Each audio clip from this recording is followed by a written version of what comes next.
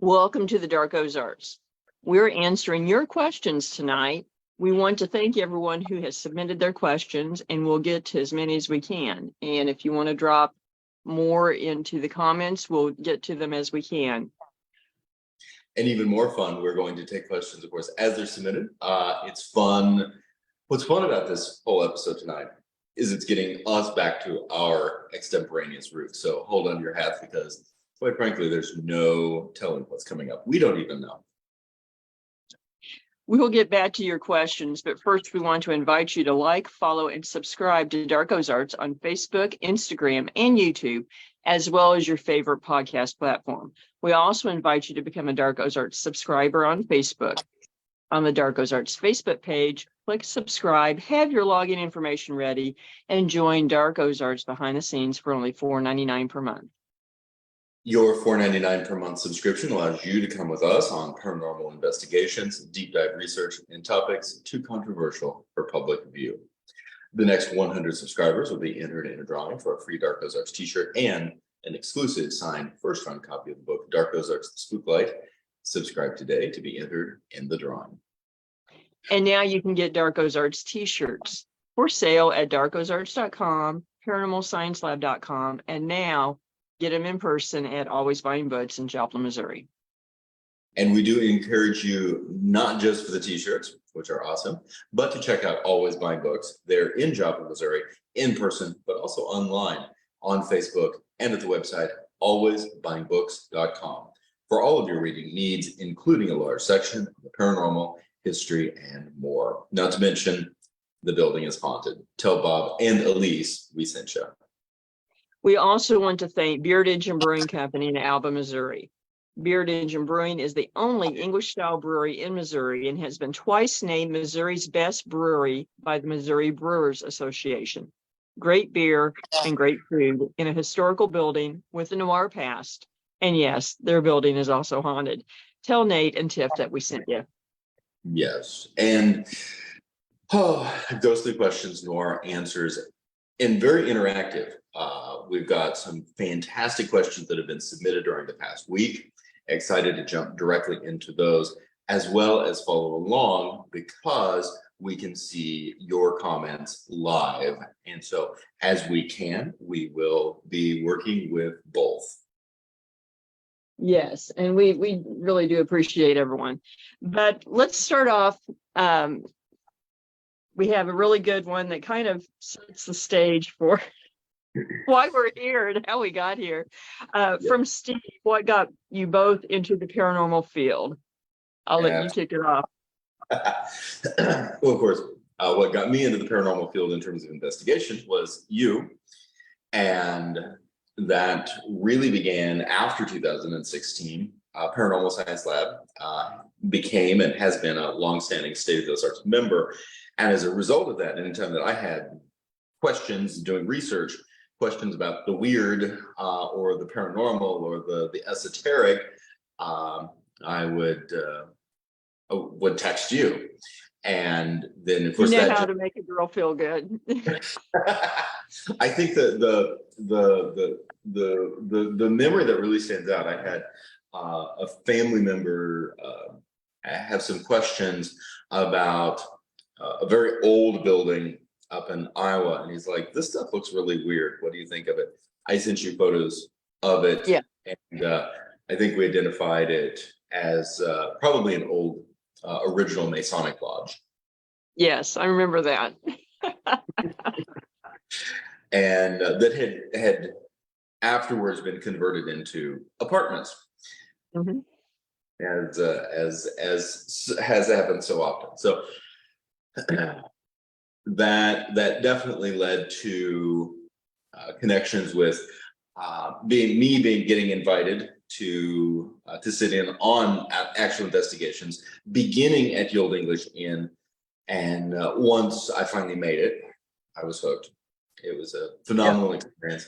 And then we really just went from there. So that for me, in terms of paranormal investigation, of course, my interest, as I think mirrors yours, in the esoteric and the mysterious has existed, and Halloween, of course, has existed ever since I was pretty much old enough to think about it. Same here. And for me, growing up in a house that had activity, I learned very quickly as a child that I seemed to be experiencing things that no one else seemed to be talking about, or were not experiencing. As I got a little older, I realized it was more a matter of they just pretended that they didn't experience it, particularly my mother.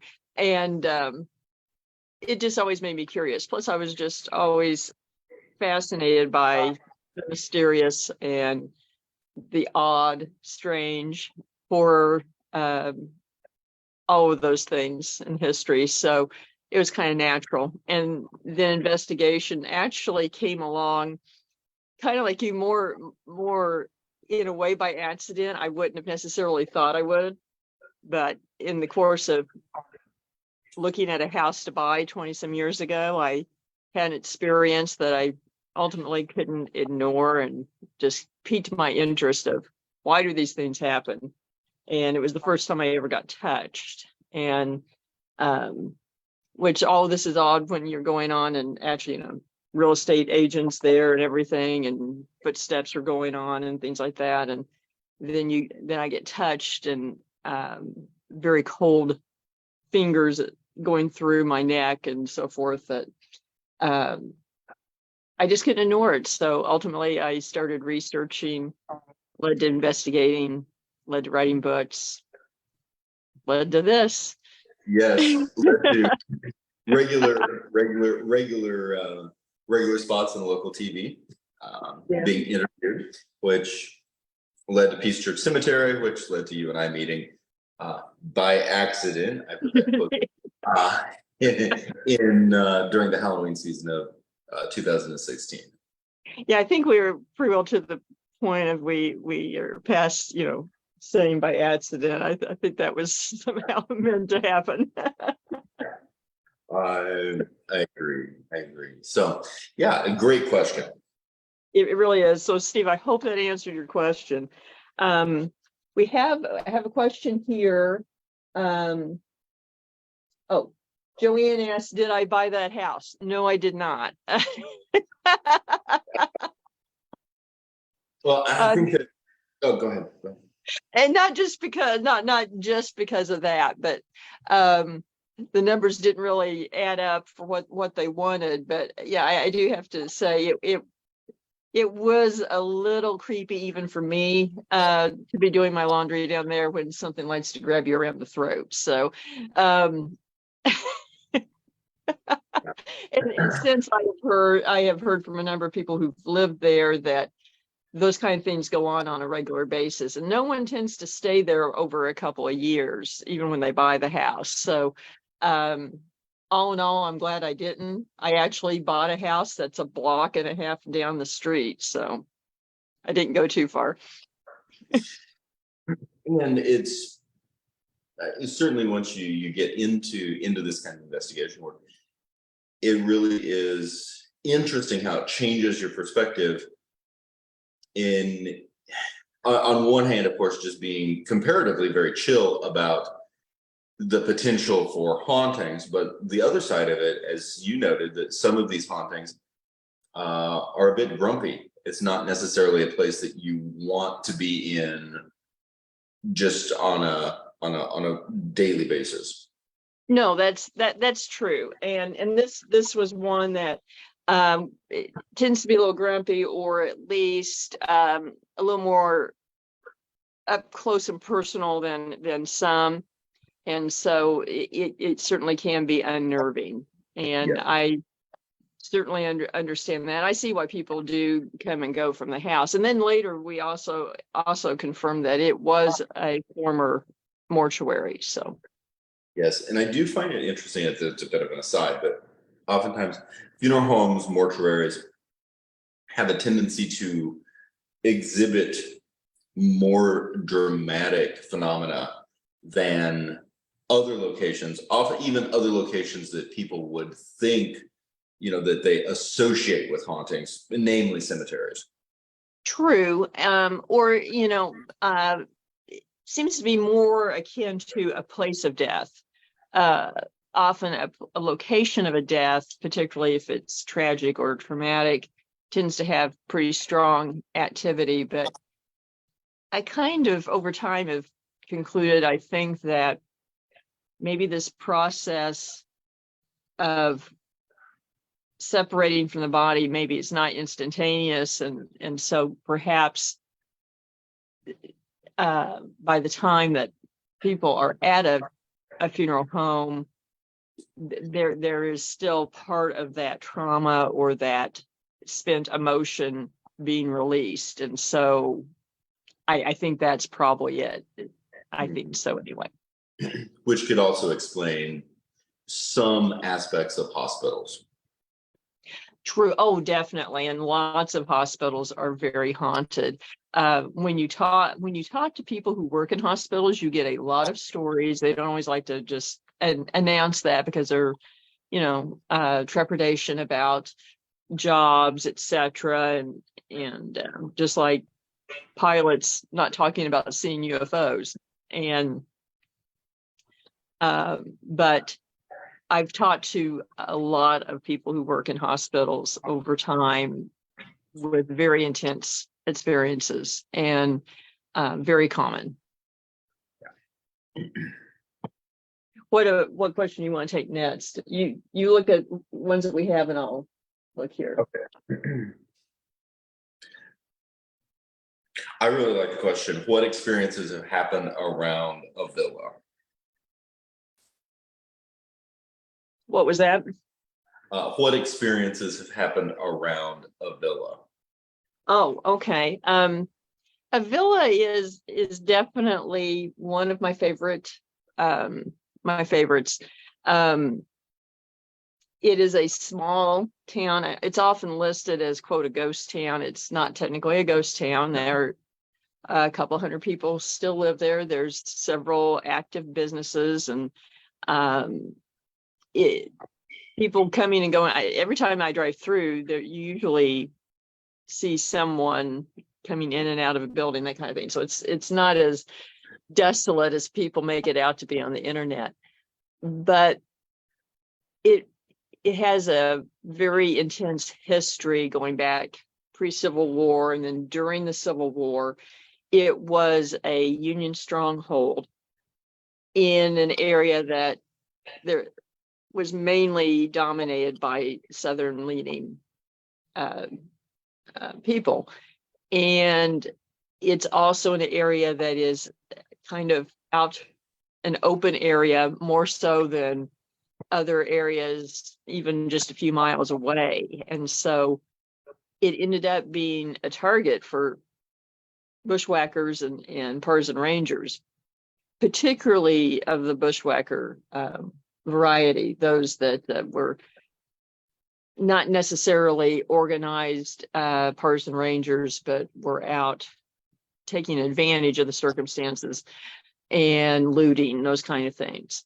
And the town got attacked a number of times, got burnt, citizens murdered, and the town just got mad. And most places early in the war would take a defensive posture, sort of circle the wagons when we're attacked, and hunker down. That wasn't working, and so they went on the offense. The townsfolk did, and they went out searching for bushwhackers on a nightly basis. And if they found them, they killed them to protect the area. And it seems pretty morbid and radical, but ultimately it was a model that was adopted by most towns throughout Missouri for home defense. And then ultimately, sort of the macabre story with it comes about that one night they're out and they find a decomposing corpse of a bushwhacker that had apparently been killed at some point that they didn't realize they killed. And as they're examining the body, the skull comes off of the body, and they took it and hung the skull from a tree outside of town along the road as a sort of warning of bushwhacker beware, stay out of town. And it hung there for a long time, and eventually disappeared, and no one really knows what happened. But the lore grew up that people would see a phantom in the area walking through the fields and the woods and looking like it was looking for something. And some would even say that it would be a figure in a duster and with no head. And so the story went, he was looking for his head. And there are those that, occasionally still say they see something along those lines. But additionally, just in town, there's been a number of sightings of shadow men and so forth.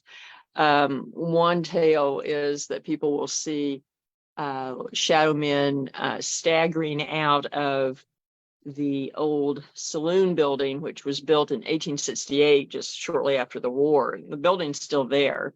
And so people say, oh, they're stumbling out of the saloon drunk and falling down. And maybe it's a scene from the Civil War, because there were fights in town at times. So who knows?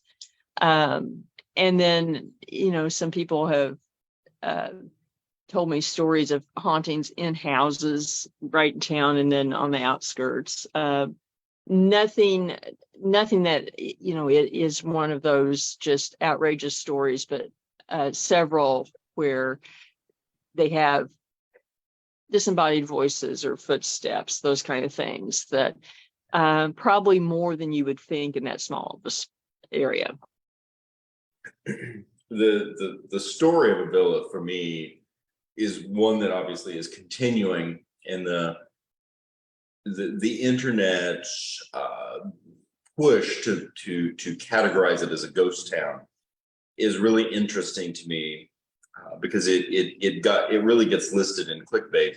And I think that the superficial stories that are associated with Avila really do not do the region or the town or the people of the town justice.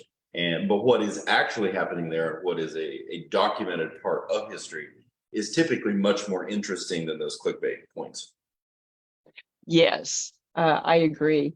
And I'm going to make an aside here to our producer, Alex. If you can see comments, I am only getting a preview for 4 comments, and we have quite a few more. So if there are questions, you may want to bring them into me. And we'll go on. Absolutely. What question do you want to take? Okay. There's a 2-part one here. Well, Jesse James. Let's talk about Jesse James hideouts. What stories about Jesse James hideouts are true and not? I think that's an interesting one, because Jesse James in this part of the country is sort of like Abraham Lincoln and George Washington. They slept everywhere. And Robin Hood in England. Yes, George Washington slept here, Abraham Lincoln slept here, or Robin Hood. And it's pretty much the same for Jesse James. So almost every area has a tale about Jesse James, and a place that he either hid out or stayed at someone's house. And I've seen a lot of people kind of argue about this, and some will say it's impossible that he could have stayed at all of these places, and as far flung as a lot of them are, because there's just no way that they traveled all that far. Well, they did. We know they went to California. They were in Minnesota. Frank James, for a while, lived in Virginia. They lived in Kentucky, as well as all over. We know they were in Texas, Oklahoma, Arkansas, Kansas, Illinois. And so, yes, they could, because especially if they, times that they were not carrying a lot of baggage or a meal train, they could travel 40, 50 miles a day if they wanted. And that Yes. adds up pretty quick. It does. It really illustrates what a man or a couple of men with fast horses could actually accomplish in that era. And I think one of the things that skews our perspective in terms of being able to travel all over is the fact that if you were, aforementioned mule train, if you were going by wagon, it would take forever because Yeah. of the quality of the road. But on a horse, and just a horse drastically changes that. And it is now, I think it also speaks into the mythos that the James gang created, and that in comparatively short order, everybody wanted to, not everybody, but so many people, particularly at the time, individuals who got on the wrong side of federal industry, the side of the robber barons of the railroads, of essentially Yankee expansionism, that they could vicariously see the James gang as sticking it to those factions. And there was a pretty quick romanticization of those men. And so in the right place and time, everybody wanted a piece of Jesse James. Exactly. And then, of course, once he was assassinated, it just even more so. And I mean, what I find interesting is just talking about James, but Frank and Jesse James were very well educated, very well read, and I just would be interested to know Jesse James' headspace before he was killed, in terms that because his exposure to, for example, the myths and the legends of Robin Hood and of Arthurian legend and these types of things, how much he was aware that he was in his own era was becoming one of them in terms of people's headspace. Well, I of course, you can't say for sure, but I've kind of wondered about that myself. And I kind of tend to think that he did have a good idea of that, because although John Edwards, who was a newspaper man and had known the James brothers in the war, he was an adjutant to Joe Shelby, promoted their cause as Robin Hoods. But to be perfectly honest, Jesse James kind of started it and was known to basically write his own press releases and mail them to newspapers. So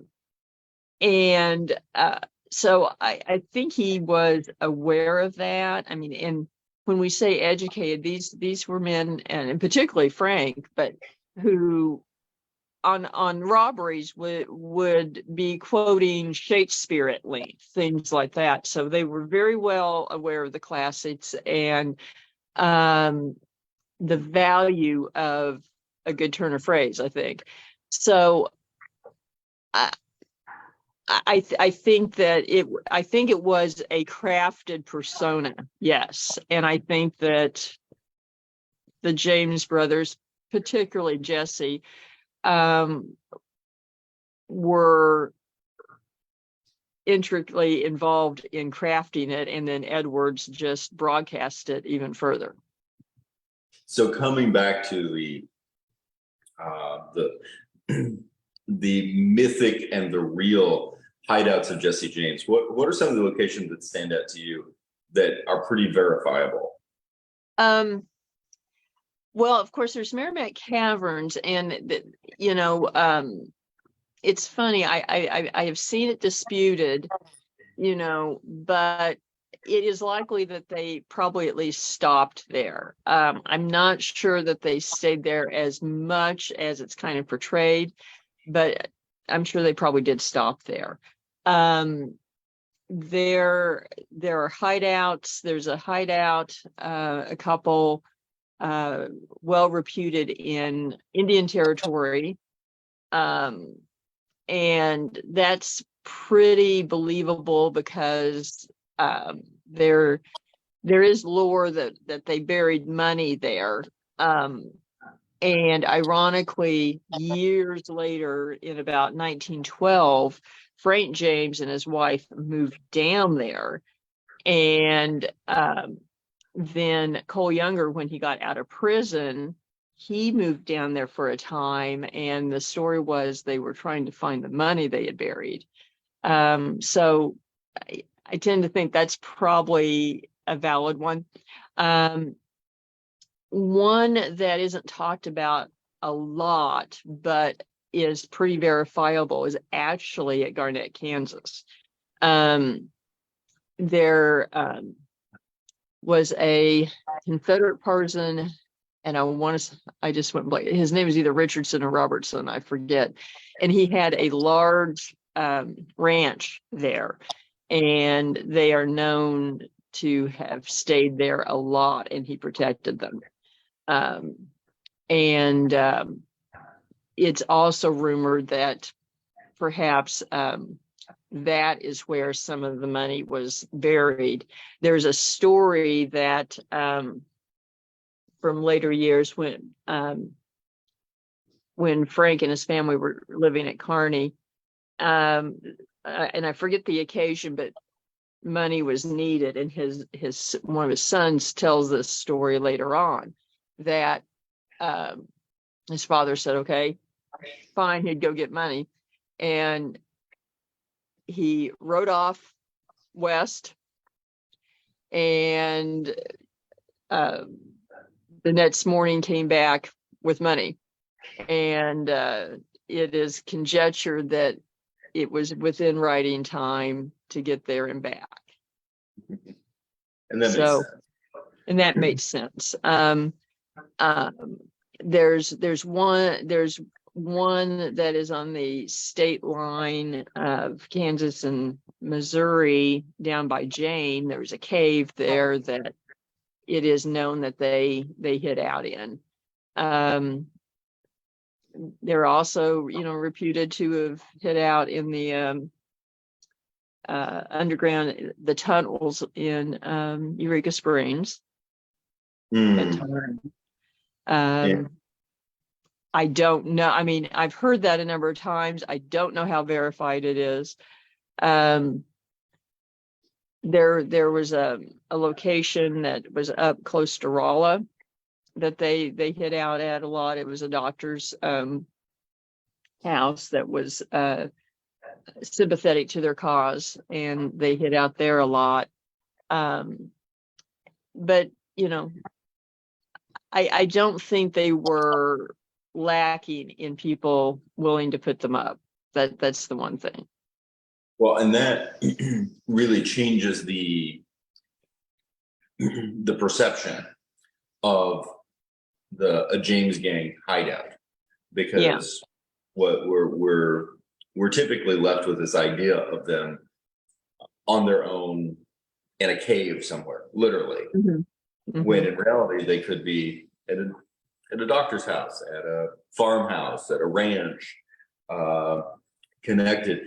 And possibly the real takeaway in terms of Jesse and Frank James that has largely not made it into public consciousness is the fact that they were vicariously representative of a number of people who, to such a large degree, and certainly to the degree of individuals before the war, would have been just simply considered upstanding citizens, individuals who who were not partisan, were not on the wrong side of the law, were not on the wrong side of history, quote unquote, any of those things. But after the war, they had, in modern parlance, would have been quote unquote had been radicalized by the war, Yes. and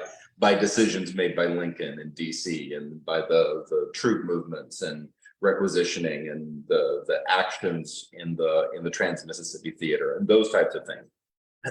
And so there was a grassroots network, and you could argue that the James Gang's strength was not in hiding somewhere on the top of a mountain or in a cave or somewhere, but for having an effective, highly functional network of individuals whom they knew, essentially their own community stretched over a comparatively vast swath of state that was facilitating. And I think that's number one. And second, that, and I still find this at times, I find the manifestation of the pastiche to be irritating, because anytime that you start talking about the outlaw heroes, the portrayal of the outlaw heroes is yeehaw cowboys, not young men who were highly educated in classical literature and very aware of what was going on, and having really a wealth of intelligence, a wealth of knowledge to go along with the fact that they were very hardworking. They had grown up on the early settlement era, or just after the early settlement era. These were young men who had to be incredibly hardworking, as well as very, very smart. Yes, and I think a good example of that is if you read Cole Younger's memoirs, it's very obvious that he is very well read, well educated, highly intelligent, but for the Civil War, these group of men would have had probably vastly different trajectories in their lives. Yes, and likely, considering their intelligence, their education, and their ambition, as well as their ability to get things done, might have been remembered for being great businessmen, great entrepreneurs, leaders of various aspects of essentially this new world settlement. Exactly. Now, and I'm not thinking off the top of my head, I'm not thinking of an offhand, totally fake hideout. But I know there are some that, there are rumors that they hid out in a place that you can't quite pin down. Osceola is one area that there are local tales that they hid out in the area, but I've never been able to pin that down. So I'm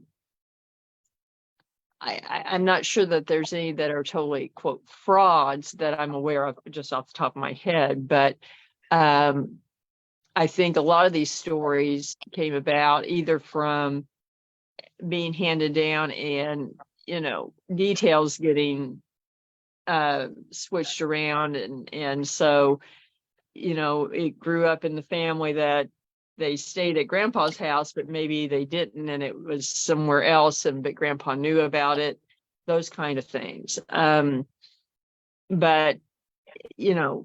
a lot of people came in contact with them. We do have a question. This is actually for you. Okay. They read Plague Child's Doctor, and they want to know if you are going to write any more novels. Yes. Yes, I am. I'm working on the sequel to Plague Child's Doctor, and have some notes and structure for several books in the Plague Child's Doctor universe. And I really appreciate you for buying the book and for reading it. Yes. So, yes, more to come. And And actually, nonfiction coming as well. So yeah, the second half of 2023 is pretty tightly packed with some in studio work yes, for both of us for there. both. Yeah, So stay tuned for books. yeah, that's very gratifying. That means a lot to me. Thank you. Let's see. What question do you want to delve into? One of the questions, just I think from today, was a question about substantiated stories related to the bald knobbers. I found that really interesting and very appreciated.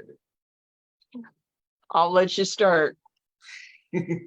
Well, the bald knobbers, there are many layers to that story, and in my mind anyway, I separate the bald knobbers into three broad categories.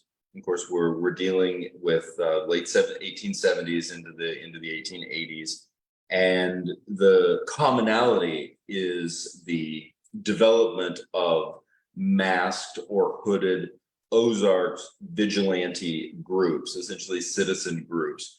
The known and documented first group was in Taney County, and it had its own style. It had its own rationale and reasoning and approach, but it became quite well known, and it inspired many other groups. The other group, substantively, for in terms of historical documentation that we know, is that there was inspiration taken and the development of essentially its own chapter of bald knobbers in Christian County, specifically around the Chadwick area.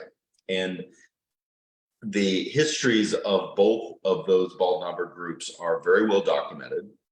The regional imagery that has made its way into public consciousness of what a bald knobber looks like is typically associated with the Taney County bald knobbers, but was actually developed by the Christian County bald knobbers. The development of the fearsome mask that appears to have horns like devils, and it's much more terrifying by firelight.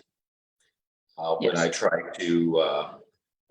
to recreate the experience in broad daylight on the street, I look like a Muppet, but that is now, and this was then. So historicity counts. Something that could be terrifying in 1870s might get you laughed out of the saloon in the 1980s for looking like a Muppet. That said, the acts, the actual historical acts of the bald knobbers did have a huge impact, and aspects of their reign, all of which was comparatively short, 5-6 years max, really impacted the regional history. From that point, a couple of things historically occurred. One, there was certainly the inspiration of copycat groups, of vigilante groups over and across the Ozarks who took up the bald knobbers. And my joke, of course, on that is that it almost became like Kleenex. It became a brand name, that you say Kleenex and you know that you mean something to blow your nose on. In the case of saying bald knobber, it was shorthand for a vigilante group. Yes, and there was more an organized group in Douglas County as well, but I know, and I mentioned it actually in the first part of Haunted Joplin, with a passage of that was written by a doctor in the 1930s of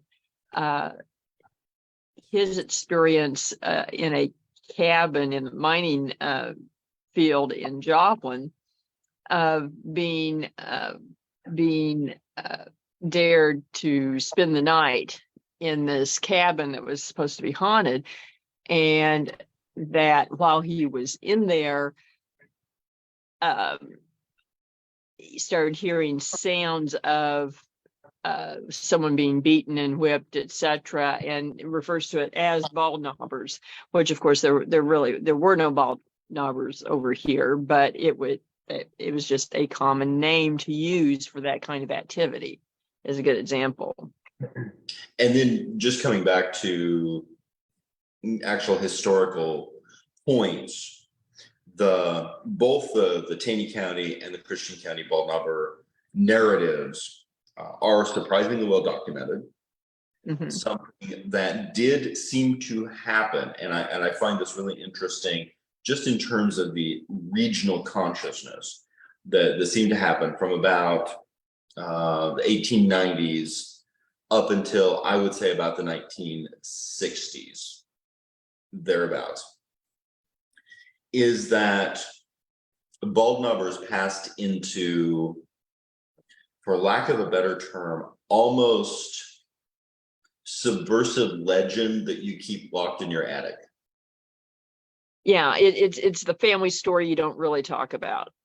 Mm-hmm. It has its own persona or its own mystique about it, that it is very difficult to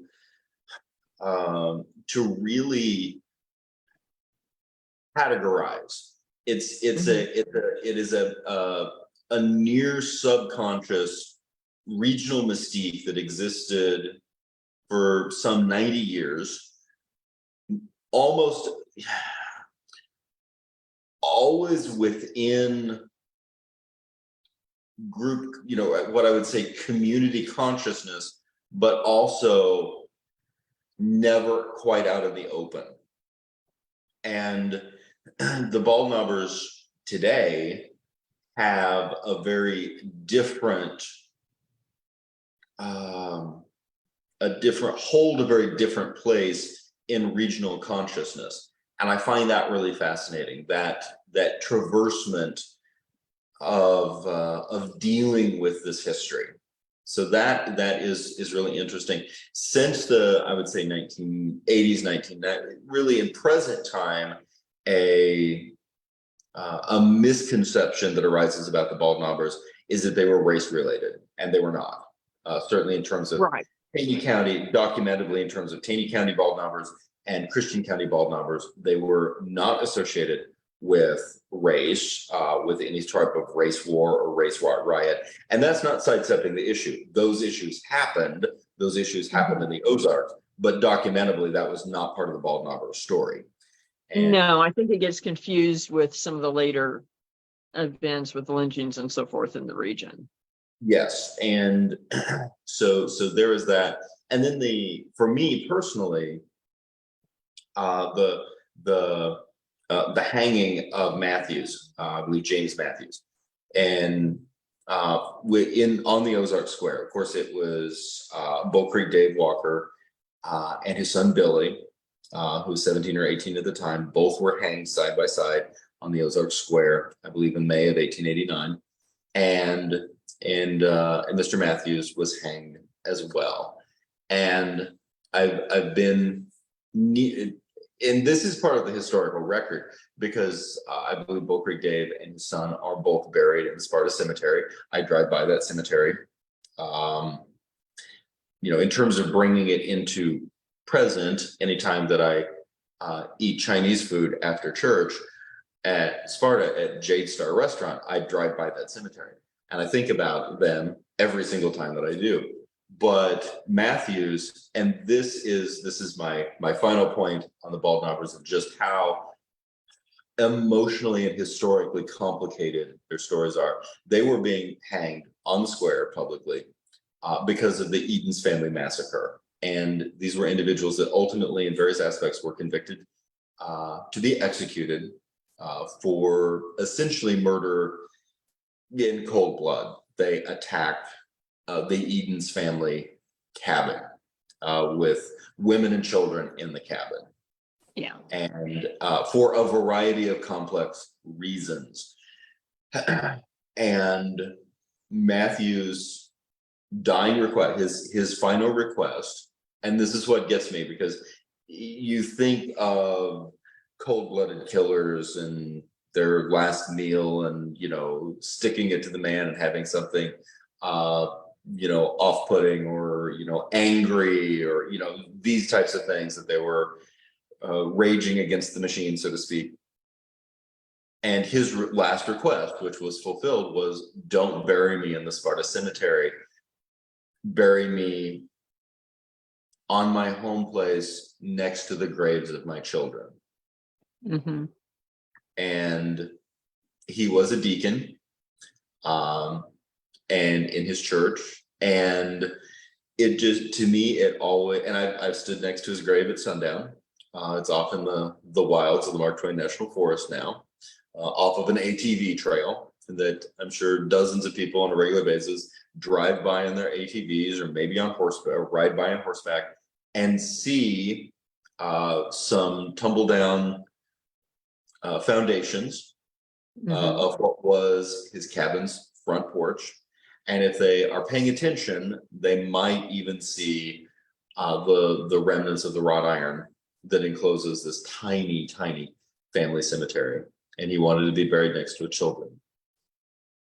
Well, a lot of these issues, they were not simplistic, and in part, just as you said, it wasn't race related.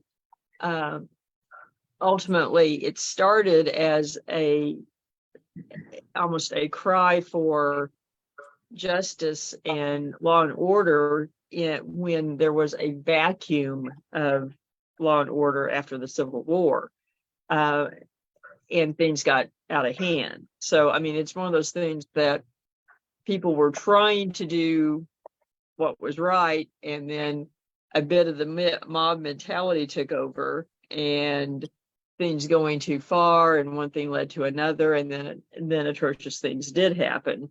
And so you cannot make these people one-dimensional, and it makes sense. And I think the question kind of brings up another issue, is that for a lot of people, when they're presented with the story of the Baldknobbers now, often it is in context of the play at Shepherd of the Hills. Correct. And Harold Bell Wright did a wonderful job of incorporating regional motifs and regional narratives. And I think he did a wonderful job of capturing the mystery, the secrecy of the group, that idea that there are bad men, in this case, and something that happened with the vigilante groups, which is common, was the groups devolved, and the quality of men, the ethics of the men involved, devolved over the course of time. And so in many cases, and Taney County is a great example. The Taney County Baldknobbers are a great example of individuals who initially formed with this idea of instating law and order, or reinstating law and order, ensuring justice, truth in the American way. They just put pillowcases on their faces instead of wore Superman capes, and that was. But an interesting insertion into this is that the obviously we can't say in totality, but certainly in majority, the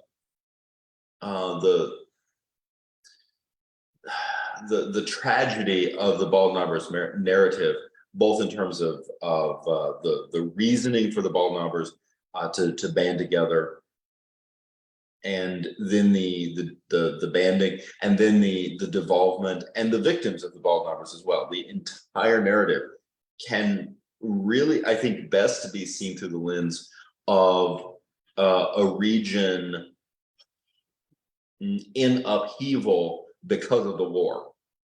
Yeah. And even to the point, from events that had officially, quote unquote, concluded in 1865, still resonating with public hangings as late as 1889. Yeah. Which is is sad. I mean, in a way, you could argue that both the Baldknobbers and their victims were all victims of the decisions that laid waste to so much of the societal infrastructure of, in this particular case, the Missouri Ozarks after the Civil War. But Harold Bell Wright did an amazing job of capturing the mystery, the sense of lurking danger, the sense of lurking danger and also danger, unquantified, I would say unquantified danger in full sight. The antagonist in this particular case is a character named Wash Gibbs, and Gibbs is an individual everybody knows, and in the consciousness there, they know that he rode with the Baldknobbers. They know that he's a bad man, but he's also not precisely ostracized from the community. And in the day-to-day gatherings, he's seen as a ruffian and as a bully. But then there is the fear that come nighttime, when the Baldknobbers decide to ride, that somebody could actually be in danger. And it creates an enormous amount of anxiety and tension within the story. And that is certainly, it shows through effectively in the play, which of course tens of thousands of people have seen on a regular basis. Yes. And but it's not exactly but again, it's not exactly historically accurate either. No. Wright's novel is taking regionality, and he's taking historical narratives that existed, particularly historical narratives in how he recorded them when he was down, and these types of things really are being translated through faction. That's the reality of the Harold Bell Wright story. Yes, I mean, and I think sometimes that fact gets lost a little bit as people are watching, but experiencing that, not realizing that, oh, this is not a historical accurate depiction. Yes. But well, I was going to say the same with Fire in the Hole in the Venerable Fire, which I love. For the record, I love the motifs, and at Silver Dollar City, but the ride, to such a large degree, really conflates the Baldknobbers with the Tri-State Mining District, with the mining stories, and conflates them with the burning of Osceola, and then just creates its own experience. And that's significant. I mean, the Baldknobbers in Fire in the Hole have introduced multiple generations who would not otherwise even know what a Baldknobber was to the Baldknobbers, which I find incredibly valuable. But for individuals who are interested, they really need to take a step back at that point, once their interest is piqued, and dig into what the actual history is, not what the entertainment narrative is. Those are two different aspects of history. But of course, what is fun to throw a monkey wrench into all of that is that, for example, the fictional narrative created by Harold Bell Wright, or the fictional narrative created by Fire in the Hole as a roller coaster dark ride attraction, both have had such impact on the region and the region's perceptions that they have to be taken into account as part of our human narrative as well. Oh, I agree. I agree. And as you were talking, I was just sitting here thinking of the fact that taking my 6-year-old on Fire in the Hole and him being mad at me probably to this day. So. And along, another factor, and I think this is important just to include. there are bald knobber legends associated with Marble Cave, which of course is the originally Marble Cave, originally Devil's Den, the very large and impressive cave structure that is beneath Silver Dollar City. It is open to public tour for anybody who buys admittance into Silver Dollar City. Find out when their tours are during regular park operating hours at the Hospitality House. And no, they didn't move the cave. So those are, but people have asked me, and to my knowledge, the legends, and I may be completely wrong about this, there may be some historical documentation, but from the historical documentation that I've seen, there has not been something specifically documenting the bald knobbers tossing somebody down Devil's Den. But that doesn't mean that it couldn't have happened. Yeah, I mean, as far as I know, there wasn't. So, and anytime that you do get these obvious locations and I think that this goes back to certain aspects of the commercialization of, for example, Jesse James and the idea of the outlaw cave, those motifs. Once you really pass that sort of 1950s, 1960s benchmark where it's been 100 years after the war, the concern that romanticization of the outlaw or romanticization of the vigilante is far enough removed that it is now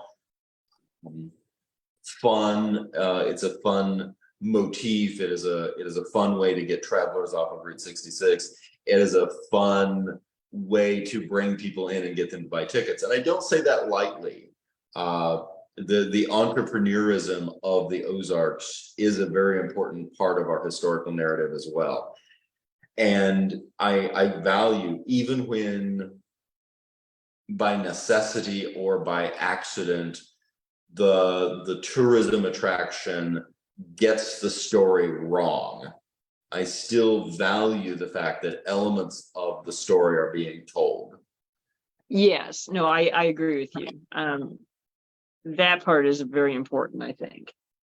But with that, it does mean that when you are dealing with large attractions that have had a lot of people inserting a lot of romanticized tales into the mix, that I do tend to be somewhat skeptical of the unsubstantiated or the undocumented stories. And so the fact that Marble Cave is and has been a big attraction for a very long period of time.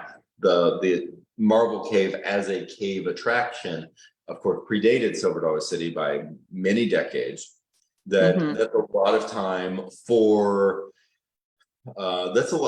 cave tour guides to be reading Shepherd of the Hills by Harold Bell Wright, and then inserting some of their own ideas and some of their own romanticization into the process at various times. And that does happen at various locations. And show caves, tourist caves are a long-standing trend in the Ozarks. Ironically, earlier today while I was working, I had a documentary on that started talking about the Ozarks and some mysteries in the Ozarks, and mentioned there were over 300 caves in the Ozarks, and it's like, no, there's over 6,000 caves in the Ozarks. So sometimes I think there may be 300 show caves, but so embellishment does happen in some of those instances, and that's something that I think people have to keep in mind too, that we don't always. and the duality of that, and this is what I think oftentimes gets missed, the duality of that is part of the historical narrative as well. The embellishment, the strong trend, certainly back in the old days, of your settlers of Scots-Irish stock to essentially create initiatory rites of Yeah. storytelling. And we're going to make something up and see if the Flatlanders are stupid enough to fall for it. And what is, The neighbors. and that is the other thing when, and I also think that there is a larger story narrative being told here, that as bits and pieces of the historical narrative gets left out for social reasons. For example, we don't want any bald knobbers in our family history. What about Grandpa? We don't include him in this part of the story. Yeah. For this particular case, those types of things. The fact that there's social embarrassment the trend of social embarrassment, or the deconstruction of the community or family unit. And so what would have been stories passed on then don't get passed on. There's aspects of that unfortunate deconstruction, or the destabilization of family narratives over the course of the 20th century, that a lot of the drivers for that are things that are largely looked upon as good. Heavy industrialization of the economy, changes, modernization, the idea that, especially in an earlier time, earlier in the 20th century, the modernization of the community meant that having a forebearer who put on a mask and joined his fellow men and rode in vigilante justice and hanged somebody from a tree at the on Swan Creek, was certainly something that needed to be excised, and it created a destabilization of the narrative. It created gaps even in comparatively recent history. I mean, when you look that we have proof that human beings were telling stories of some sort for tens of thousands of years. The time between 2023 and 1865 is a infinitesimal sliver of time, and in that period of time, the generations have managed to get destabilized in terms of how the stories get told. Very interesting to look at all the way around. But yet at the same time, it's interesting that some stories, they can really take back thousands of years, threads of stories. But I think that comes in when we're talking lore and allegory, etc. That's one thing. But when you're talking about family history, we get a little more prickly, and that's when the gaps come in. We do. Understanding and accepting those realities is part of our job, and I don't just mean mine and your job, but the job of any of us who are interested, who are going to pick up the mantle and hopefully take these stories to the next generation. That's part of our job. It really is, and even when it's a little messy, and that, but that also makes it more interesting too, at least on our side, I think. Messy is good. Messy is dramatic. Messy is fun. Okay. We do have a question here. This one of today's questions. Interested around haunted places around Cape Girardeau in Jackson, Missouri. And I have to say, I don't really know any off the top of my head at Jackson. Cape Girardeau, the Glen House comes to mind.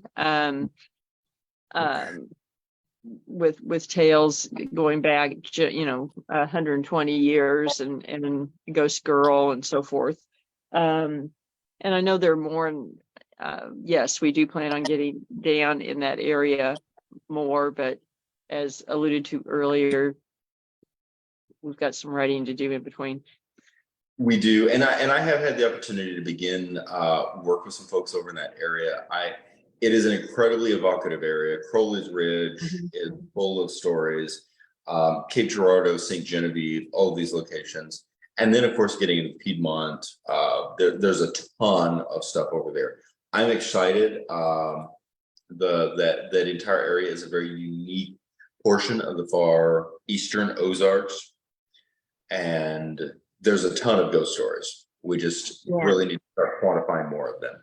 Yeah, and I think we'll probably get over there before too long. But yeah, but there are, and as well as UFO stories. I mean, that's actually a big area that's important that we might kind of be talking about a little bit next week. But yes, yeah, I suspect we will.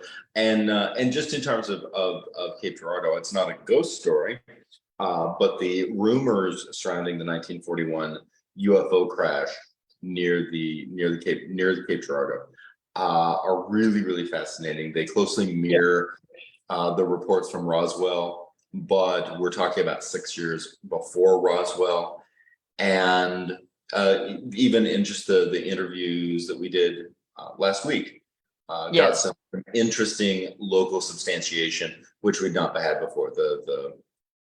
The initial reports can look a little sketchy in terms of who's making what up, but if they are substantiated, it is unbelievably important, because we are dealing with a story that is very Roswell-like, but it is happening before Roswell, and it is happening before anything Roswell-like was in public consciousness for people, to essentially muddying the waters with people wanting to make something up. Exactly. And in this situation, no one tried to profit off of it in any way, or get notoriety out of it in any way. So, which to me gives it a more of a veneer of credibility. I think so. It's very interesting. It's very fascinating to research more along that on next week's episode, which is going to be centering around the 37th parallel. Yes. Okay, let's see. Oh, someone is interested in Wilson's Creek. They said they had taken their son to Wilson's Creek one year on the chance that there might be specters similar to Gettysburg, but they didn't see anything. So they're curious about stories from there. And actually, specters are seen at Wilson's Creek. They are. Especially Bloody Hill. A lot of things have a tendency to happen. I need to check on Sky real quick. Do you want to just give a quick overview of Wilson's Creek for people who might not be familiar with the battle? Sure. Wilson's Creek was the second major battle in Missouri during the Civil War. The first was the Battle of Carthage, which is kind of relegated to a footnote now, but it actually was a large-scale battle, over 6,000 men, and the first large-scale land battle of the Civil War, and it predated Bull Run. And that was July 5th of 1861. And then the first week of August, you have Wilson's Creek. And basically, the Union had retreated to Springfield and had headquarters in Springfield. And Confederate Army was coming up, ranging up from Arkansas. And General Lyon, who was the commander of the Union troops in Springfield, decided to march out and meet them. And they ended up meeting at Wilson's Creek, and a very bloody battle.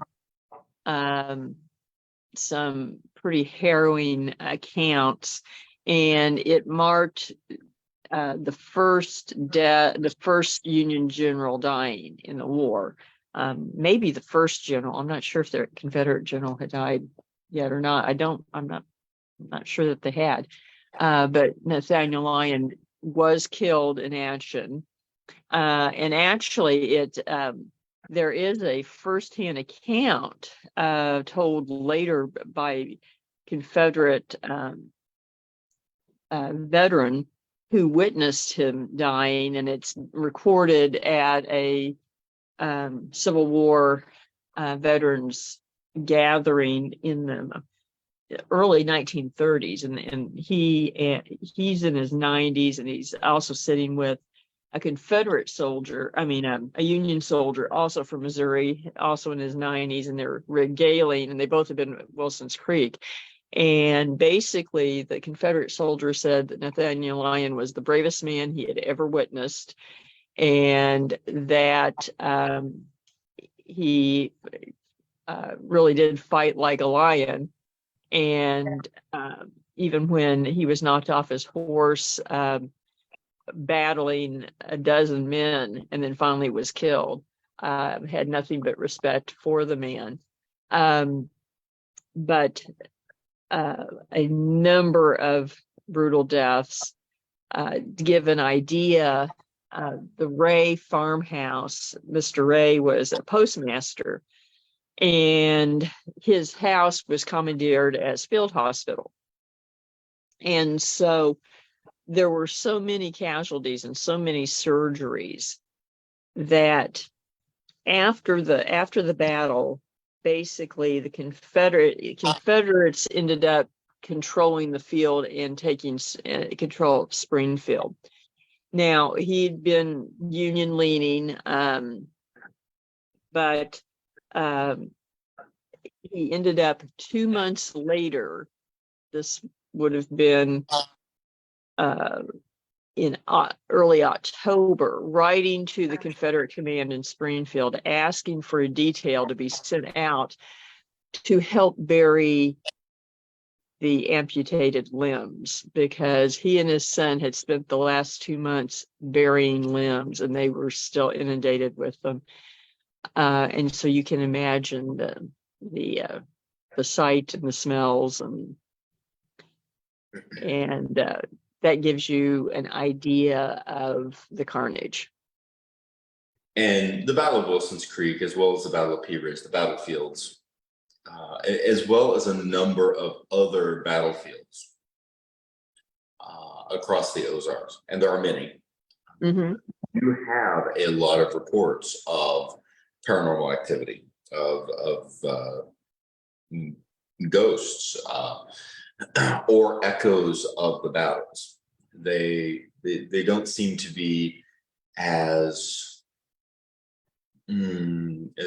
consistently visible as, for example, Gettysburg.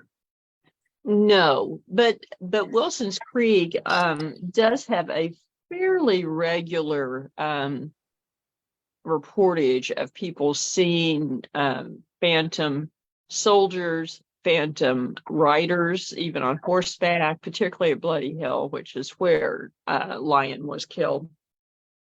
Although I think actually my favorite story is actually at the Ray House itself, is that there's been occasion where people going through the park will see a young woman walking from the ice house towards the Ray House carrying a wooden bucket in period clothing, so that it's as if she's carrying water to the house.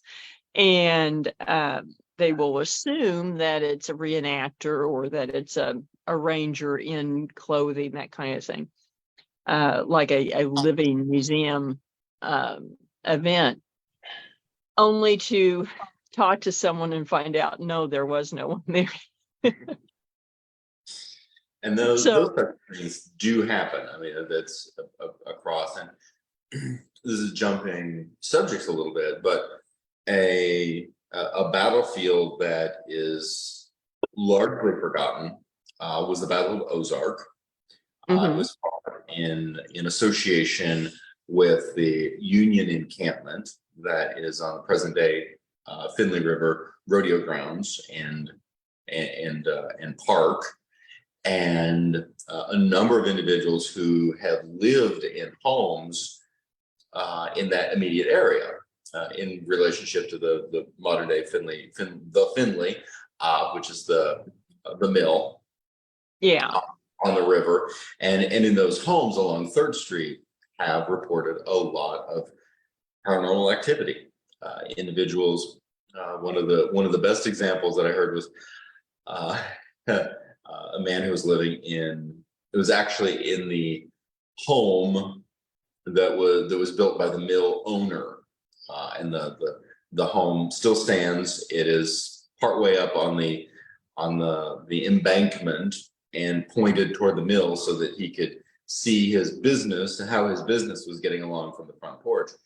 Of course, many years later, probably the 1980s, individual who owned the house at the time was on the phone with someone preparing to go out to a mutual event, and he's on the phone and sees a full body apparition pass in front of him and disappear into the wall next to the staircase.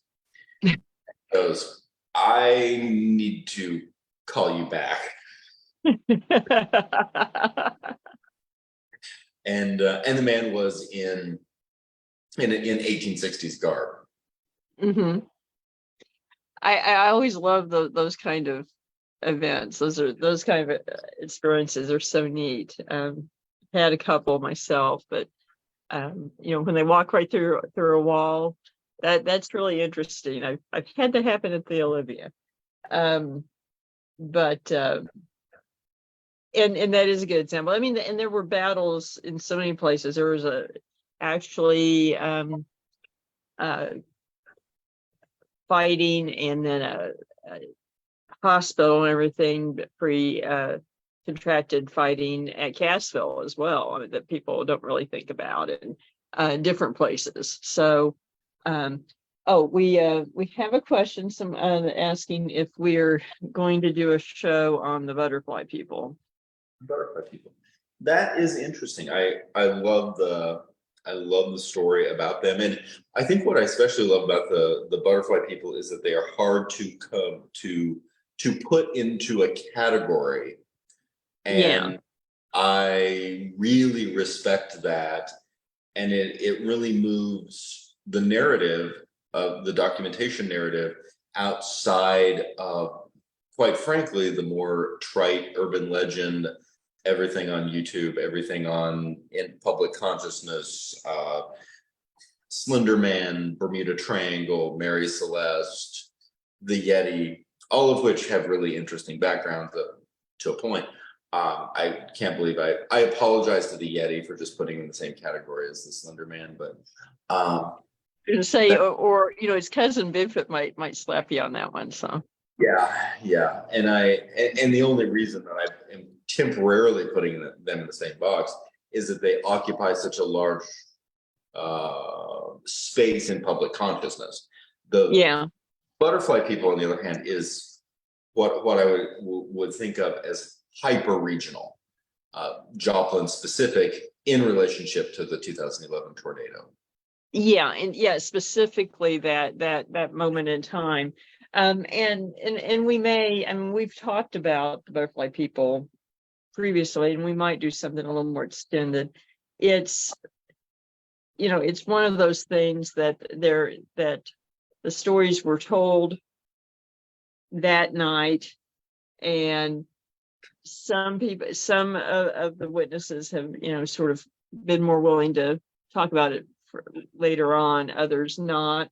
But it is one of those things that there is no doubt that the accounts took place. They were reported simultaneously, and there was no way for the kids to know what anyone else had seen or heard or said. So it is just one of those instances that it's like, no, this can't be copycat. This cannot be, a telephone game kind of thing where, something happened. And, it was not depicted as angels. It was depicted as beings of light that looked like people with butterfly wings. To be perfectly honest, it almost, if you want to say there's a fae story in the Ozarks, I mean, it's, some people might be offended by categorizing it as fae, but the depictions and their actions would fit. And something that I think goes along with that, we do have a tendency to see unusual or inexplicable activity in association with the release of a lot of energy. And that F5 tornado certainly did that. Yes. And to be candid, I can say that there were a lot more reports, particularly for home investigations in the 2 years afterwards. But it was not instantaneous either. It took several months before reports started coming in. And I think part of that is it is a function of time and space, and the other side, that time does not work in the same does not necessarily work in the same way as it does here. And so, because I've been asked that a number of times, why was there a delay in, a spike? Because people would expect that there would be a spike in activity immediately.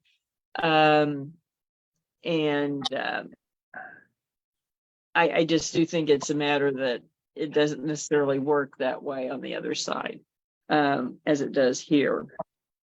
But there were a number of different things going on besides the butterfly people. You had suddenly there were quite a number of cases involving activity that seemed to be Native American related, that had not in places that had not had that activity before. And this lingered for a while and then faded. And so it seems that what the energy released in that tornado really amplified things that maybe were latent there before. But with the butterfly people, almost a yin and yang, what doesn't get talked about very much when people do talk about the butterfly people, and the sort of the blips on the internet about it are bad about this, is there was a flip side. The butterfly people were seen as it was happening, and basically providing an umbrella of energy around people so that they weren't hit with debris and so forth. The flip side was, in the aftermath, a number of people saw hooded shadow figures walking with survivors. And so that this isn't sort of the Grim Reaper walking the departed to the other side. These were figures that were seen as people came in looking for survivors and so forth. People reported they would see these shell-shocked people walking down the street, and then these hooded cloaked shadow figures walking along with them. And the impression was uniformly, no, it wasn't scary. It was they were there escorting them. Yes. Which is very, the duality of the activity, but not necessarily the duality of the impression, because the simplistic side would be that the butterfly people were good and the Reaper images were bad, but you really don't seem to get that with the reports, which is very comforting to me. I think that's a very positive aspect. And the butterfly people in particular really, I think, strike a chord with those who hear the stories, because here we have essentially paranormal activity that is very positive.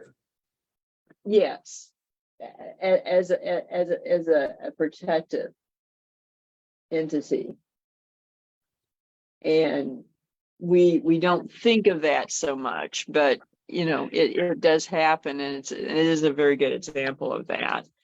But it's definitely as you said, hyper regional, that I've not come across another incident quite like the butterfly people anywhere. No, it's very, So very bad. what was going on that day seemed to be kind of unique. So let's see.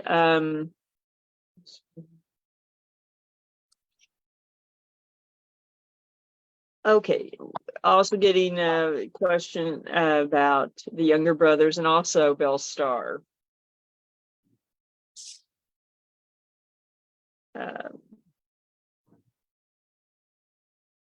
And I guess it's just kind of, a good point that such a wide range of people known from that time period and from the Old West, whether they be lawmen or outlaws, have connections here. They do, and the Belle Starr story, I think, is very associated in terms of the themes, I would say, with individuals like Joe Shelby and Jesse James, and the same thing that we talked about with Jesse James, an individual who was highly educated, was incredibly resilient, and a different, without the upheaval of war, would have been remembered very differently. Exactly. Well, in fact, her family were friends with the James family and the Younger family. And so there were very real connections there. And in fact, a rumored romance between her and Cole at one point. So Interesting. It's a lot of associations, a lot of ties, and bringing it home with a nod to Red Oak 2 is, of course, one of the centerpieces of Red Oak 2 is the Starr home. yes, the home that she was born in and her lived in her young life before they moved to town. Mm-hmm. And there's, regardless of the particulars of a haunting, there's, I think, a great deal of resonance that exists in those spaces. Oh, I agree. And encouraging one that has the opportunity to go to Red Oak 2 and see the Bell home. And you can also see there the home that the Dalton brothers grew up in as well. Yes. Which is reputed to be haunted. So okay, we have a nod to the heavy Celt population and keeping the mystic fae lore alive. Well, we talked a little bit about butterfly people, but there are those themes that we get in especially some of the folklore.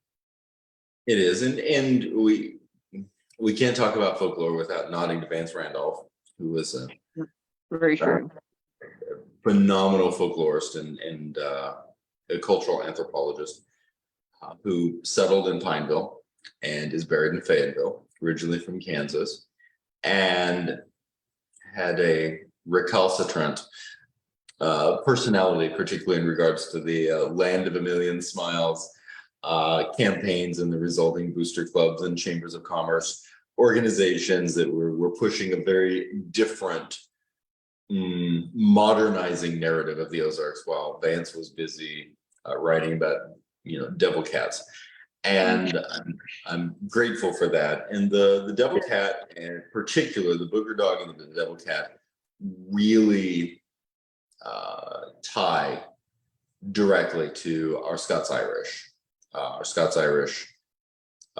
settlers who came largely by way of Tennessee, not exclusively, but certainly largely by way of Tennessee, and bringing, there for those who recognize the flags, so to speak, there is a very powerful tie between Scottish folklore specifically and the folklore of the Ozark mountain highland plateau region.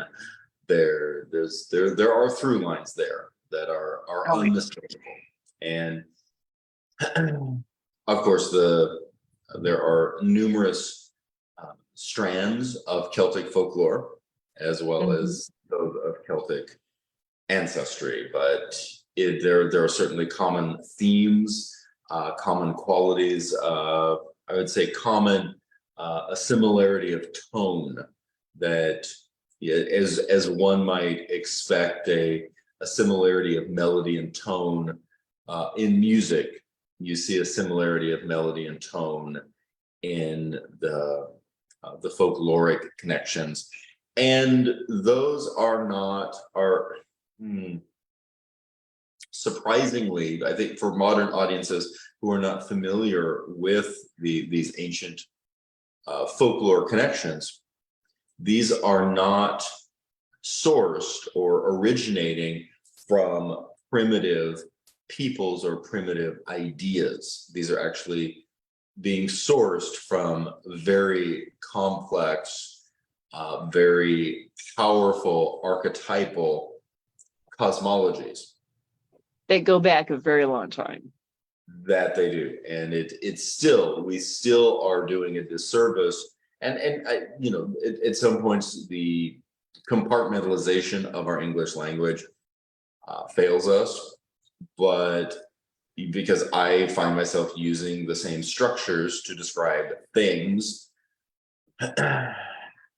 but when we say for example, pre-Christian Britain, or we say the paganism of the Celts, it gets us, I would say, roughly oriented along the correct compass lines of where we need to be, but it does not do service in terms of public consciousness or popular consciousness for the complex cosmologies that we are dealing with, in terms of beautiful, sometimes terrifying ways of understanding not just this world around us, but the many worlds around us.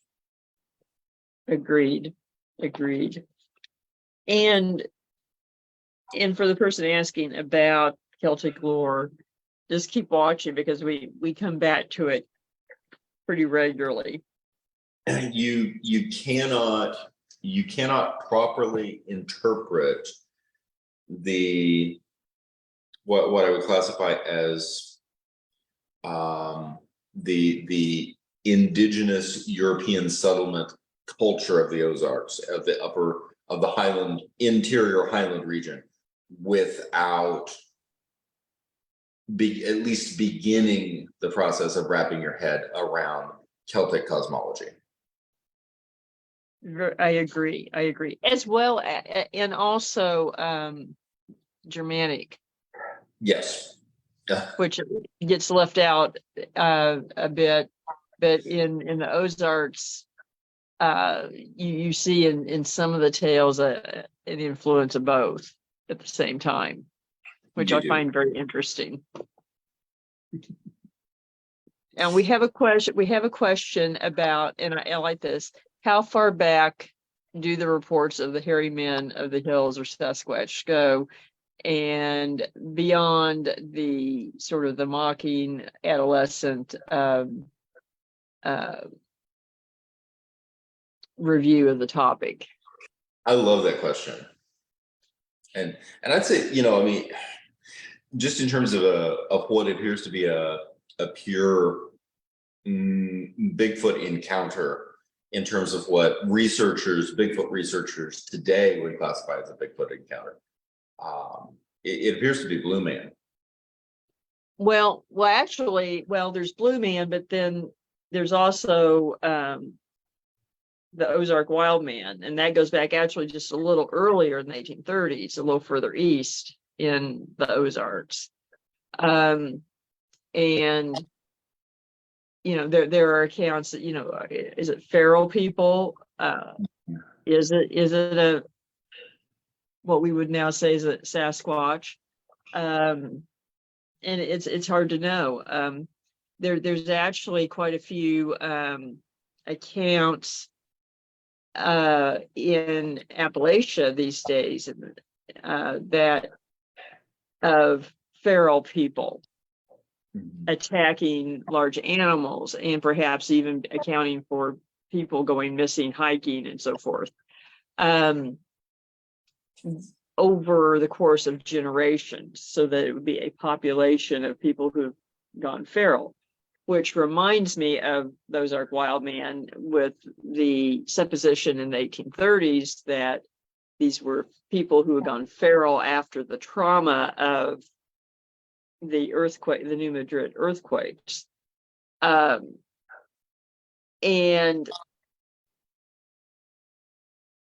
who knows? But I really think there are too many reports of wild men that are a Sasquatch type creature to discount. There are reports in every state in the country other than Hawaii. Oklahoma actually has more sightings than, I think they're like third in the nation. So, it's hard to just discount it. And it's always easy just to say, oh, it's a bear. But you get such detailed reports that doesn't seem to make sense in a lot of them. Misidentification does happen, but True. I think that the bottom line is that, and it comes back to the fact that for a variety of complex reasons, it is often difficult, as intimated in the question itself. It is difficult to have serious type conversations about what's possible. It is. But, sort of the other part of that question being, how far back does it go? Realistically, there are accounts that go back to Native American lore. They go back hundreds or even thousands of years, and not just in this part of the country, but across the continent. And particularly, there is, you have the wild men accounts, which fall into the category of Sasquatch. And then you have a separate set of accounts from Native American lore going back at least hundreds of years, of larger than normal men who are redheaded and white skinned. Yes, and cannibalistic. And a lot of the feral people stories in Appalachia tend to allude to perhaps being cannibalistic. And there's an aspect now I want to touch on the blue man. Yeah. For a moment. For the record, I find at present time, I find the blue man group, no, not the blue man group, I just have to say that, the blue man narratives from the mid 19th century in central Missouri Ozarks, which is south central Missouri, to be a really, really powerful insertion of the story. Going back to the New Madrid earthquake, and something that happened shortly before that, and certainly after that, we really overlook, is that there was a mass exodus of potential or would-be settlers trying to get into Missouri during this time period. And yes, there are narratives from some of the journal entries from individuals who, going back to the Cape Girardeau area and Herculaneum and those types of places, and Potosi, of some of the more well-to-do, i.e. economically stable individuals moving into the area, looking at the essentially rabble. There's one journal entry, and this is actually late 1700s, I believe, that it's a bad winter. It's taking everything they got to get from West Virginia over to modern day Cape Girardeau, which I believe is still Spanish territory. And they're going through Kentucky, and they're seeing hordes of these impoverished people desperately trying to get into Missouri. The journal entry notes that if those people would get the hype out of their heads and just settle down, they could probably have and work at it. They could probably eke out a pretty sustainable life where they were in Kentucky. But no, they had to get to Missouri. They had to cross the Mississippi River. They had to. And I don't think that now, so many years past, with all of those people now dead, we have a really good grasp of the idea of these highly impoverished people with no plan to speak of getting into the space. And then once they get there, they find out, which a little common sense could have helped them figure that out, that, guess what? It's still winter. It's still rough country. It's still incredibly rough country. This isn't Eden. This isn't the promised land. In the possibility that some of those people, and maybe even bands of those people, separate from the early community developments, may indeed have gone feral. And the slightly 10 years hence, the individuals living in somewhat established civilization, coming across some of these people, encountering remembering stories from 10 years before, or something that say newcomers into the eastern Ozarks along the Mississippi River in the 1830s and 40s would have gotten stories from the first comers that had crossed when it was still Spanish territory, but had managed to build a sustainable community. And so these stories, there is the potential for conflation. Are we looking at a cryptid, or are we looking at feral human beings who just did not have any community structure or social structure whatsoever? Those types of questions, as opposed to Blue Man, which really sounds as though I believe 1840s is 18. It was my early 1860s.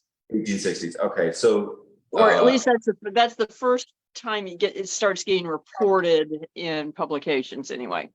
And the what to me separates that story out is what seems the newspaper articles really seem to be intimating that we have for example, a group of logging men moving into the interior and really having an encounter that cannot be conflated with feral humans, but really looks as though it's very, very similar to more current reports of encountering a Bigfoot clan that is aggressive, that is defensive, that is territorial, and seems to be utilizing some of the now hallmark behavior that gets documented in certain situations. The calls, the lobbing of rocks, the tree knocks, again, and what seems to be suggestive of this is that we have solitary fairies, and we have and trooping fairies. We have solitary Bigfoot sightings, and then we seem to have clan group encounters, and we have a wide variety. And to me, this really increases the believability factor, because the behavior is not the same across the board. We have situations in which encounters seem to be very benign or curious. And we have encounters that seem to be very aggressive and defensive and highly territorial. Or in a handful, actually just attacking the loggers physically. And to me, these were not situations where anyone was like, I don't know, trying to launch an expedition and make political capital out of it, that kind of thing, to run for office or that kind of thing. These were people who they were in the middle of the forest, in the middle of nowhere, logging and reporting this, and had no reason to lie about it. If anything, more of a worry that they would be ridiculed for telling this story, probably. That, definitely something was happening, and these are not where the wild man stories. Some of the descriptions really do appear to be feral people, where the description of the blue man is not exactly human. It is humanoid. It is like a large primate, covered in fur, usually described with black fur that sometimes has a blue sheen in sunlight.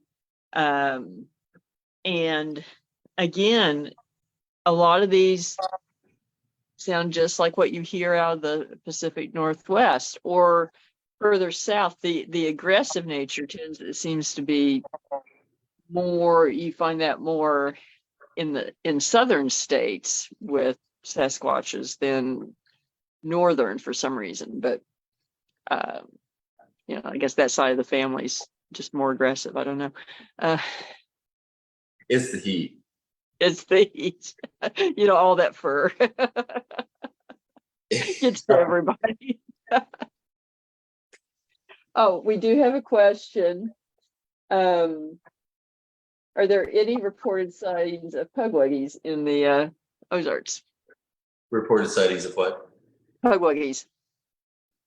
Interesting. Oh. I'm not thinking. I'm not recalling any stories that I would just categorically say yes to, but I can't rule it out either. True. It's a good question. I love it. Yeah, that's something I have to ponder. Yeah, more research is needed. Okay, let's see. We have someone interested in stories of people who've gone missing, and they mentioned Lost Man's Cave. I'm not familiar with Lost Man's Cave offhand, that particular cave, but there are a lot of people who go missing in the Ozarks. True. And for obvious reasons, and sometimes deliberately so. Yes. And we highlighted one story not too long ago on an episode. And something that is very interesting to me, there is a very clear through line with the story of people lost in caves. Yeah. From Appalachia across into the Ozarks. And that's true. As well as typically lost children, lost women, and a lost fiddler. Yes. Not always all together, but no, just usually one per cave. Yeah. But see so if there were two, they could find they might help each other find their way out. Right. And jumping over just to some of the what I would classify as settler lore associated with Spooklight and similar is associated with some of the ghost lore of people lost in caves, because you have, and again, I want to preface this with, in the case of the Spooklight, this is lore, this is not, or the legend, this is not historical documentation, but of, for example, a child being lost in the cave or lost in the mist, and then the child's mother goes to look for the child and they are both lost. Yeah. And I think that first of all, it speaks to the inherent danger of settlement on the fringes of expansion. Very much so. I mean, I think these stories can be taken two ways. One, literally in that fashion, and also it really comes down to stories of the Fae, of the little people. I mean, we're traveling into Washington Irving territory, and yeah, and and the and I think for example, a pioneer, early settler father, one of his greatest fears realistically is that his family just disappears. well, yeah, well, and I think for probably pretty much everybody that someone in the family, their fear is someone disappearing, whether child wandering off, or mother or father going out hunting and being lost and not coming back. I think that is an overshadowing, unspoken concern on the frontier. And it goes back to the journal entries you were mentioning about exactly how rough the area was to settle. And you had a lot of people that were coming in that were desperate, and so intent on, if I get a little further, it's going to be better, that creates situations where some of those people are more likely to make people disappear. Yes. If it's opportunistic. Yes. The narrative of that American expansion is rough and very, very complex, and the human factor, it chewed up a lot of people and spit them out. It really did. It really, really did. Now you mentioned the spook light, and we do have a question from Mindy wanting to know. She's wanting to know about Bigfoot, and we've kind of talked about that, but also the spook light. It's a phenomenon. A book is coming out soon. Yes. Yes, we don't want to give away too much, but and I think that one thing about the spook light is there are ghost lights around the world, and ghost lights in a lot of places. And there are actually quite a few ghost lights, spook lights in the Ozarks. But the Hornet spook light does, it's ended up becoming more infamous. The analog that I can think of is the Marfa lights in Texas, those are the two that are sort of the infamous ones. And but from everything that, and I'm not an expert on the Marfa lights, but there does not seem to be near as much lore associated with the Marfa lights as the Hornet spook light. It seems you when I read about it and so forth, it's more a straightforward, it's a thing, we see this thing. Where with the Hornet spook light, you have context that goes back hundreds of years in various forms. And so, you can look at it from a Native American perspective, from a settler perspective, just from a collective consciousness type perspective at this point, some out of the Land of Smiles campaign. And then you can look at it as it's a thing, and it's a scientific mystery, this and that. And I think it gives more context and more nuances. No offense to Marfa, but no. And it's the the one thing that is established is it is observable phenomena that so many people have documented. It's Yes.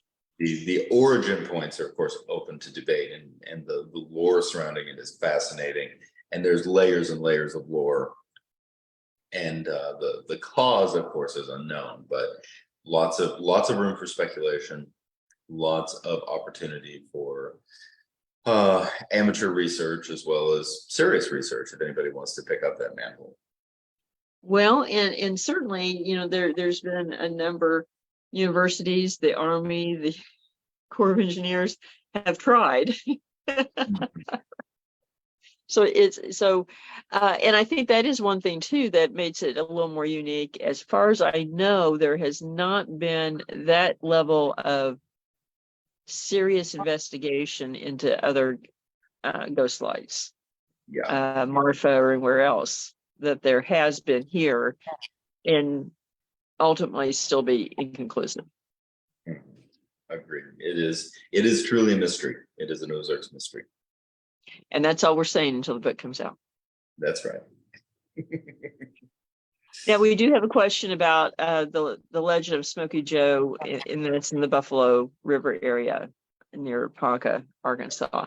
And that kind of fits in with the other discussion that we had about the Blue Man versus feral people, actually sort of wound up together.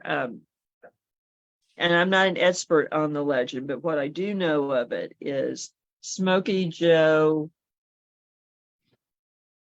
by some versions, is a Sasquatch in the area. By some accounts, could be a feral person who's seen. There are a couple of photos from, I think, the 70s that the form really looks human, not the overly bulky form that we associate with Bigfoot, but appears to be one very unkempt, long matted hair, perhaps more body hair. And then there's also, tales that, that it's, a fugitive, and I've even read one article that speculating that this is someone who committed murders along the river. From what I've read, I'm not so sure on that. That seems, the information I've read so far anyway is kind of vague on that point. But it is one of those situations that it's, depending on the witness, it sounds like this is a Sasquatch, or this is someone who is trying to lose themselves in the woods and maybe running from the law or something like that. So it is an interesting story. So, okay. Now, we do have a couple of questions that, I have to put out there just to see the look on your face. One is, what is the Ozark Howler? Oh, of course. The Ozark Howler is, I'll tell you what it is. It's my personal nemesis. It's the antagonism of Josh. It is actually a tulpa thought form that develops as a cat and stalks my subconscious against my will, but only on the internet. Well, according to certain Travel Channel TV shows, it's actually a hellhound. And it's like, oops, no, wrong. Yes, we do have hellhound stories in the Ozarks, but the Howler is not one of them. It is not. It's most likely it's a big cat. Yes, original. I think that's pretty, pretty fair that originally we're talking about tales of encountering big cats before they were hunted to near extinction, Yes. or extinction, whichever side of the fence you're on there. And so I mean, just in really Spartan terms, I think it was a big. I think the Ozark Howler was a was a mountain lion. Yeah. And the color of it is up for debate, but We have to go there tonight. no, we're not backing away from that one. But on a folkloric standpoint, if you want to really dig into the what appears to be the folkloric foundations of the Ozark Howler, what you should be looking for is the Scots-Irish lore about devil cats. Yeah, I think so. And and it is amusing because the early iterations of the story are pretty straightforward. Mhm. You're talking about a big cat. Then you get into the hyperbole, tall tale stories. After that Ozarkians are commonly fond of. We have a very outlandish creature with descriptions that if you're not if you're just half paying attention, outsiders go okay, but if you're really paying attention, go what? And then it has really morphed into this now almost Sasquatch goat man kind of idea, and with a whole new set of stories that are based on the internet, and where originally the howler, the creature, was sort of a little larger than life and outlandish. Now it's the stories themselves, because now we're coming up with stories that that the howler was basically a cursed creation of Pierre Choteau, or Encounters with Daniel Boone, which, yes, the Travel Channel put out there, although it's pretty well known and documented that what Daniel Boone would tell a story about was a tall tale related to creatures in Gulliver's Travels. But this mishmash of things, and now tales that it's a creation of a witch, and things like that. So now the context of the creature has become outlandish versus the creature itself. So who knows what's next?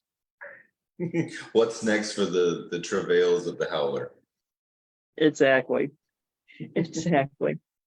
But just to conclude on that, for people who are interested in the howler, look up the original Scottish lore on devil cats, and then compare and contrast. And I think that and we do have a piece on the website and on the page too about the howler, where we kind of deconstruct it and put it back together. And yes, we are doing a little wink with it, so have fun with it. We're allowed to joke around too, so and we do. Okay, so now, before I get to the other one that I just have to put to you because it is what it is. I do like the statement from Susan that the rumor used to be you never wanted to drive Highway 71 at night and have your car break down, and that's interesting because I do remember that from being a kid, hearing tales, that and Highway 71 runs north-south through the western Ozarks from southern Arkansas through Missouri. And it's about a mile from my house. And there were tales of, odd things happening, odd breakdowns, things like that. And then further south, I think that it comes into play with Boggy Creek. That is interesting. I want to, just as doing more research, just in terms of the roadway and the legends that surround that. I think it's really fascinating. Mm-hmm. Oh, I do too. There's a number of roadways that's true, but 71 has always had those kind of stories. So yes, I've heard those as well. I wanted to throw that one out when I saw that one. I like that. And we do have the question: are we looking into the albino farm? As much as can be looked into something that doesn't actually exist. Talk about lore. Yes. Yeah. And I actually, we're really looking at, and we've deconstructed and put these back together multiple times on past episodes. So we just want to touch on it briefly. But the albino farm is an urban legend. Mm-hmm. And I find this interesting. Just a couple of episodes back, we included the 7 gates of hell in around just east of St. Louis, and one of our folks reached out to me. I threw some questions out, and he reached out to me and said, "Yeah, I grew up in the area, and it's a pile of crap," which is blunt, but is really it's an important part to be able to appropriately contextualize the larger narrative in that regard, because in varying degrees the reasoning or the concepts associated with the stories resonate with the teller or the listener for a variety of complex reasons. That doesn't necessarily mean that it's real, and the albino farm is one of those cases. Yes. And unfortunately, the lore, really had a direct impact on the people, on the family that owned it. Yes, a negative one. A negative one. And people kept showing up on their private property and harassing. To the point of having to hire security. Yes. So, and of course, that's a perfect example of conspiracy theory gone wrong. Then you show up and somebody runs you off. That's affirmation that the story is true. Yeah. I actually had someone ask me in a store the other day about it, and saying you can't find it, etc. And I just looked at him and said, I know exactly where it is, but it doesn't exist. And they just kind of looked at me. and I think a good bookend on that is that the qualities that make something like this particular story resonate deeply and essentially gain traction, the qualities are important. The qualities can be safely, what I would classify as safely deconstructed, meaning you can pick them apart and they're still important. They're still resonating. They're still powerful. And there's important reasons why perhaps the fear or the initiation rite or the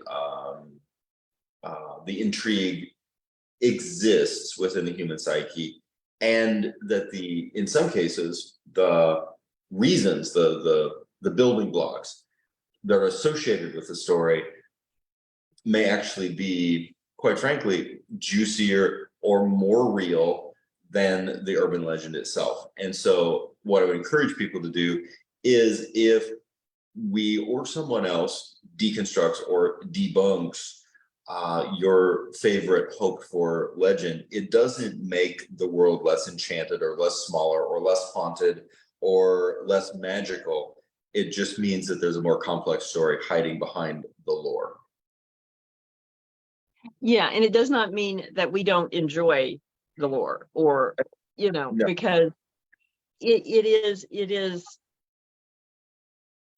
an important aspect of what we're talking about. And I think just as with the one question talking about Sasquatch beyond the adolescent level, that applies here as well, because as you said, there are reasons for these stories and why they have gotten traction.